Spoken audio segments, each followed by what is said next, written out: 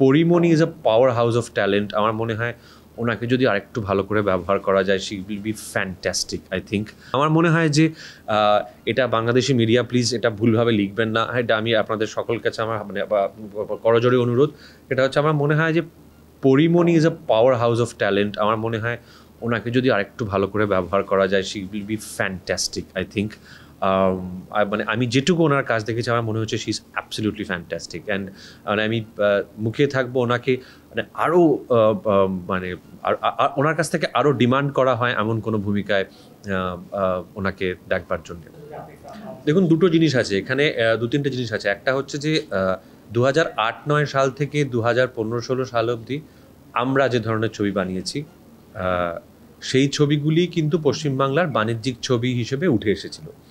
2015-16 সালের পর থেকে কোথাও একটা সেই ধরনের ছবির প্রতি আমার মনে হয় যে মানুষের একটা ফাটিক তৈরি হয়, বা সেখান থেকে পশ্চিমবাংলার দর্শক ভীষণভাবে পারিবারিক ছবির দিকে চলে যেতে থাকেন।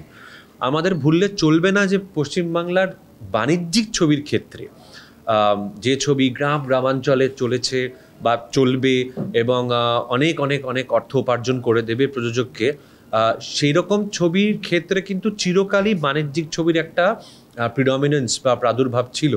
সেটা আমি যদি 80-90-এর দশকে আমি যদি স্বপন সাহা, অঞ্জন চৌধুরী, অনুপ সেনগুপ্ত এদের কথা ভাবি, যে ছবিতে ইনফ্যাক্ট সেরকম অনেক ছবিতে বাংলাদেশ থেকে রাজ্জাক সাহেব গিয়ে অভিনয় করেছেন, আলমগীর সাহেব গিয়ে অভিনয় করেছেন, সেই ছবিগুলিও কিন্তু পারিবারিক ছবি ছিল। পশ্চিমবাংলায় চিরকালই কিন্তু অ্যাকশন ছবির থেকে পারিবারিক ছবি চিরকাল বেশি চলেছে।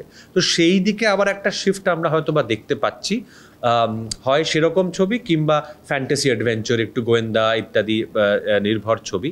তো আমার মনে হয় যে এটা একটা ফেজ, যে ফেজটা চলছে এই মুহূর্তে, সেই ফেজটা পরিবর্তন হওয়ার সময়টাও কিন্তু আস্তে আস্তে এগিয়ে এসেছে, এবং সেই ফেজটা নিয়ে সচেতন থাকতে হবে আমাদের নির্মাতাদেরই ইনফ্যাক্ট আর কি। তো একটা সময় যে একটা সোনার একটা ফেজ আমরা কাটাচ্ছিলাম 2007-08 থেকে শুরু করে 2014-15 অবধি, সেই ফেজটা নিঃসন্দেহে একটা বাধাপ্রাপ্ত হয়েছে গত 4-5 বছরে পশ্চিমবাংলায়। এবং এই সময়টাই কিন্তু সঠিক সময় নিজেদের পুনরাবিষ্কার করার বা রিইনভেন্ট করার, যাকে আমরা ইংরেজিতে বলতে পারি। তো সেইটা করার চেষ্টা চরিত্র এই মুহূর্তে আমরা করছি।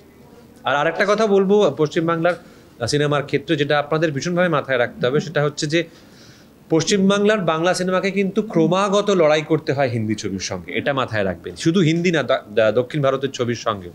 আমাদের দক্ষিণ ভারতের ছবির মতো পয়সা নেই। পশ্চিমবাংলার বাঙালি দর্শক অনেক ক্ষেত্রে তারা বাংলা ছবি ছাড়া তাদের অনেক অনেক অপশান থাকে, তাদের হিন্দি ছবির অপশান থাকে।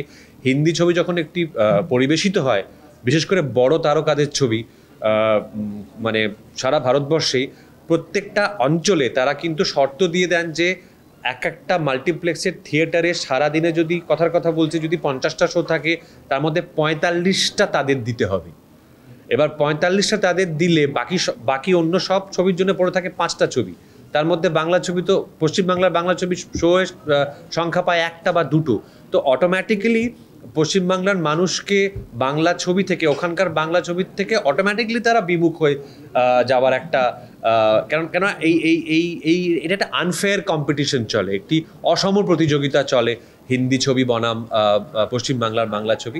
সেটা নিয়েই আমাদের বেঁচে থাকা। সেটা সত্ত্বেও পশ্চিমবাংলার বাংলা ছবি সার্ভাইভ করে, সেটা কিন্তু কম কথা নয়, এটা মাথায় রাখতে হবে সেটা ভীষণভাবে। কেননা এই বাংলাতে কিন্তু এখনও অবধি হিন্দি বা দক্ষিণ ভারতের ছবির বা এমনকি ইংরেজি ছবিরও সেই প্রেশারটা নেই, এটা সবাই জানি আমরা। তো সেটাও একটা বাস্তবতা যেটাকে আমাদের মাথায় রাখতে হবে।